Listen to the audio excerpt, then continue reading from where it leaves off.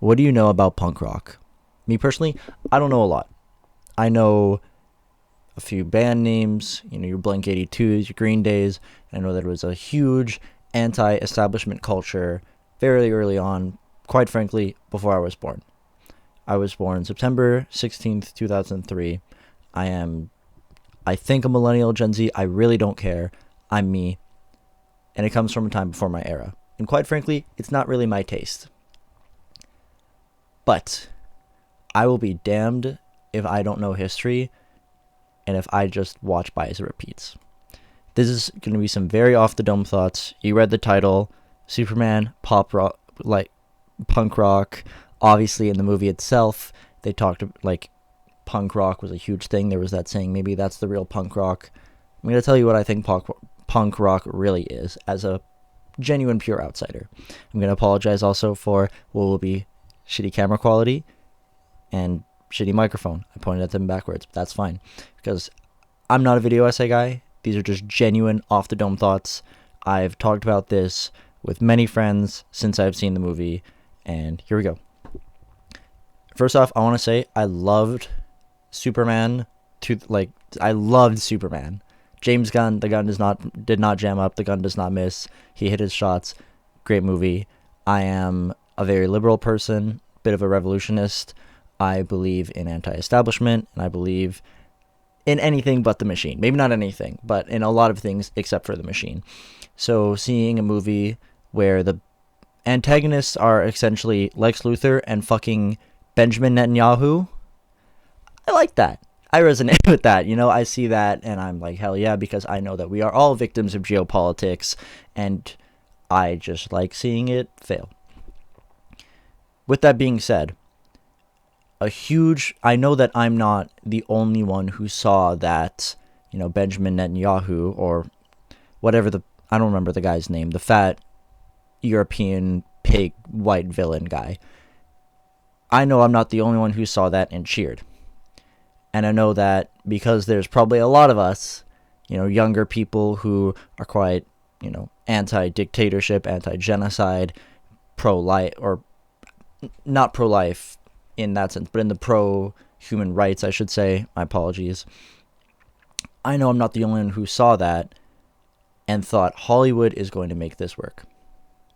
Punk rock started out as something very similar to sentiments that I feel, where we look at the injustices happening around the world and we say, no, fuck this. We're going to make this grungy music, DIY, whatever we feel like, and I'm going to make it work. And then from there, punk rock slowly became less punk.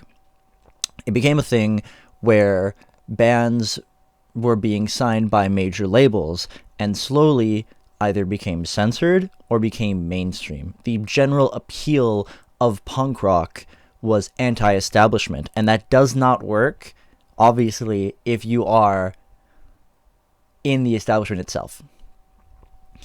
So punk rock slowly died out over the years as, unfortunately, the genre that was raging so hard against the machine became incorporated into the machine.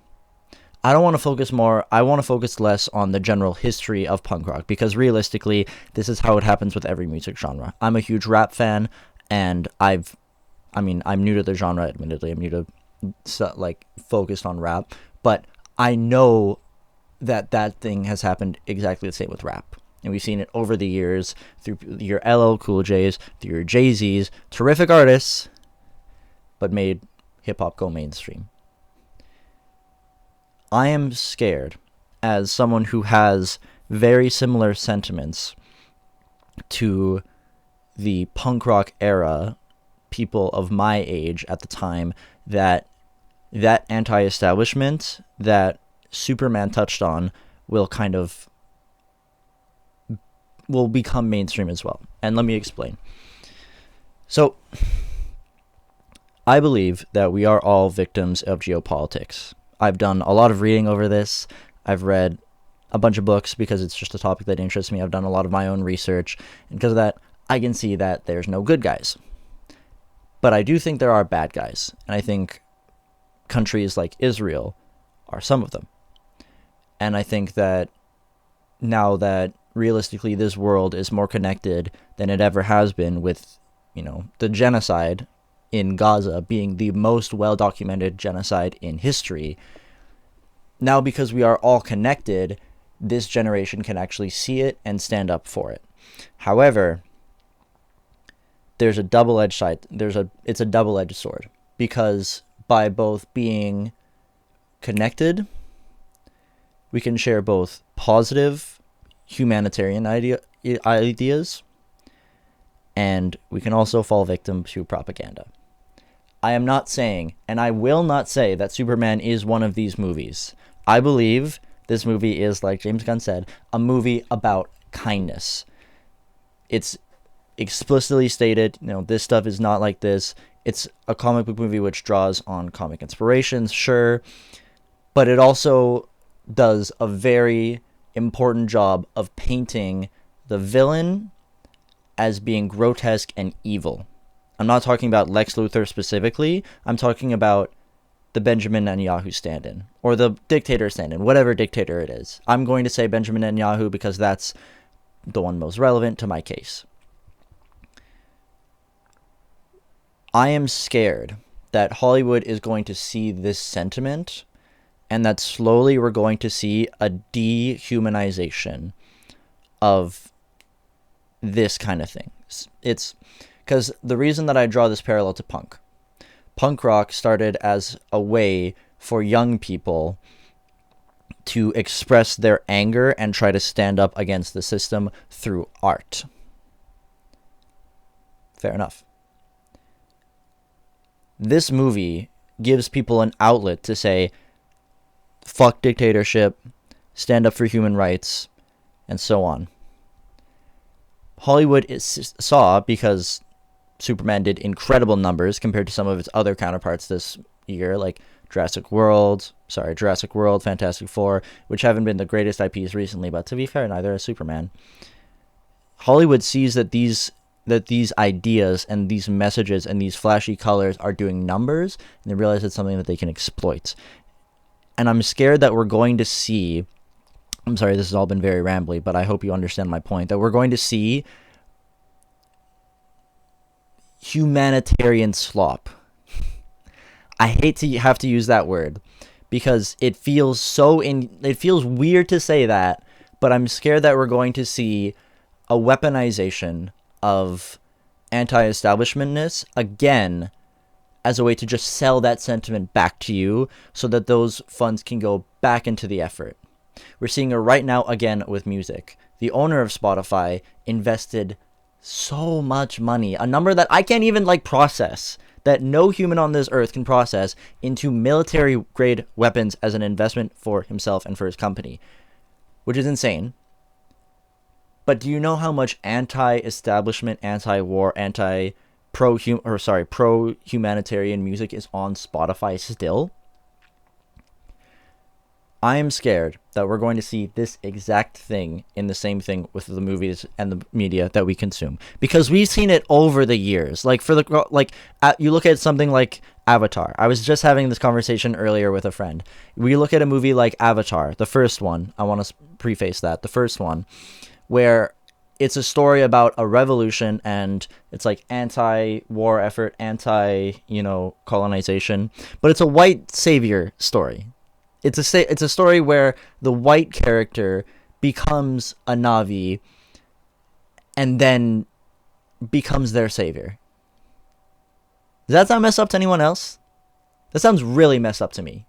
And it sounded messed up to him, and that was the whole point of our conversation. He admittedly more swooned me over with that, because I haven't seen the movie in God knows how long, and he's only seen it for the first time recently. But the big kicker of that is that they made the military look so damn cool, because the movie was made in a period where the U.S. had, in previous times, they lost Vietnam. They lost the Vietnam War, and they were about to go to war with Iraq. They were about to put a war on terror. So media needed to look and conform towards a pro-war sentiment to make war look badass. I'm not necessarily saying it succeeded, because we all know how that turned out. But the intent was there. The Hollywood intent was there. If you want to say This is conspiratorial. I understand. I don't have any documents in front of me pulled up. I'm literally just speaking off the dome from my own personal experiences. There are a lot of movies from that exact same period. Transformers, Superman, what was it? Man of Steel as well. All these movies, the first Iron Man movie, which admittedly was more of a plot point, but still. All these movies focus on such pro-war sentiment in an era where the country they were made in and produced in was going to war. Now we're seeing Superman set a precedent of making it anti-establishment in the sense of, being anti-occupation, being anti-Israel, because I can't say it as bluntly as that. I do not want anyone who sees this video and who's watched it this far, because this is me rambling with terrible camera, terrible mic for 11 minutes at this point. I don't want anyone who sees this to fall for this. I have many friends and many people that have surrounded me who are, despite all the information out there, very ignorant to what actually goes on in this world. I've had people tell me that it's better to just learn to live with things and then use Donald Trump's presidency as an example. I think that man is a fascist. I do not. I can't emphasize that enough. I've sat people down and tried to educate them on why Barack Obama is a war criminal and why he was actually a pretty bad president. And they say, everyone's done some things. In an era where we have all this information available to us, where history is so easily readable, mind you, not just the stuff that they teach in the classes, the actual, real, genuine, tangible history, where we have so much access to the internet that is easier to consume than anything else. I don't want what happened with punk rock to happen to our generation. I think we deserve more than that. I think we are better than that. I know that realistically, a lot of social justices become trends. Nobody, like when Black Lives Matter happened, the buzz around that kind of seemed to fade. And it's the same with Palestine now, because slowly that is also starting to fade, unfortunately. I recognize what's like how the social media cycle lasts. This is something I've known and accepted for a long time in my life, as long as I've been on social media, because I tried not to be for a long time, but it is realistically a very important tool. I want all of you to just know history. I don't know who I'm talking to right now. I don't care. I might just be talking to myself. I want everyone to just know history. The real punk rock isn't being kind to each other. It's understanding propaganda and fighting against the system. Be kind to each other. Be comfortable with being wrong and with disagreeing with people. And there's going to be some bigots out there and some losers who are closed-minded and are not willing to discuss. Still have to try. I don't want anyone to fall for this kind of thing, because I really think we're going to see that shift very soon, that anti-Israeli and pro-humanitarian sentiments are just going to be sold back to us. And when it happens, I just hope we're all on the right side of history. My name is Jamin Kodra Baines. I am an author, first and foremost. As of currently, it has been 2 weeks that my book has been printing. It will be coming out very soon. It's called Our Big White Room. It is about my story and my story alone. The next book I'm going to be writing will be entirely about stuff like this, and will be about the world and my generation and how messy everything is. Thank you for watching. If you'd like to, you can connect with me on Instagram, Kodra in the Clouds, or on Twitter. I'm not calling it X. Also, Kodra in the Clouds. Further the discussion. I love to discuss these things, and I love to be wrong, because when I'm wrong, I get to grow, and I get to learn more, and I mean that shit genuinely. So please, tweet at me, text me, whatever. Thank you for listening. Have a great night.